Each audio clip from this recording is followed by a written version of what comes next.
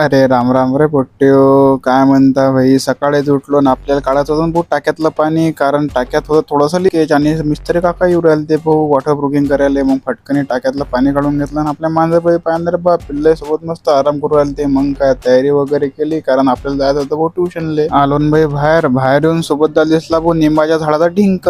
सोबतदा म्हणतात खातं का रे अरे बाबा खायचा नाही रे, हा खायचा वेगळा असते हा वेगळा असते, होशीन जाग्यावरच कळक. मग काय घेतलं ना आपल्या दलिंदर माणसांनी निघालो भाऊ ट्युशनला जायला. ट्युशनला जाताना आपल्या पोट्टीच्या हातात पाहिल्याच जात नाही भाऊ. आणि सोबतदा पाहणार बाबा तोही काय करे नुनच एवढा आहे भाऊ, डायरेक्ट संडास लागायचेच काम आहेत ना हो. तुम्ही बी पोट्टे सट खायचं दट पाणी प्यायचं, कारण पाण्याशिवाय पर्यायच नाही आता. मग काय चिनू बोले घेतलं निघालो बाहेर, कारण तुम्हाला माहित आहे काल आपल्या घराची वायरिंग जळली होती. मग आज जात होतं आपल्याला वायरिंग घ्यायला. घेतलं चिनू बोले डायरेक्ट पोचलो ना चौकात पोचलो तर सोबतदा दिसले. सोबतदा म्हणत चाल चहा प्यास लागते. म्हटलं चहा पेत नसताना बा मग कॉफी घे. बाबा कशी तरी कॉफी घेतली आणि घरी आलो वायर घेऊन. वायरिंग पाहिली तर भाऊ पूर्ण बुळापासून जळली होती नो, काही खरंच नाही म्हटलं भाऊ. आता दलिंदरी आहेच भाऊ आपल्या मागं अशी. मग काय खोललं ना भाई बोर्ड बदलून घेतलं सगळ्या घराची वायरिंग आणि झाली ना भाऊ लाईन चालू. जमलं बाबा म्हटलं झाली लाईन चालू. वायरिंग बदलता संध्याकाळ कधी झाली माहिती नाही पडले नाही हो. आणि चिनू म्हणत चला म्हणून भैरव नाही होतो कुठे म्हटलं रे बा चला म्हणे आज माझ्याकडून भेल खाऊ घालतो. काही विषय आहे का म्हटलं चला मग पोट्टे मी खातो चिनू भाऊच्या ऐकून भेल. भेटतो आपण उद्या तिथपर्यंत. जय माता राणी.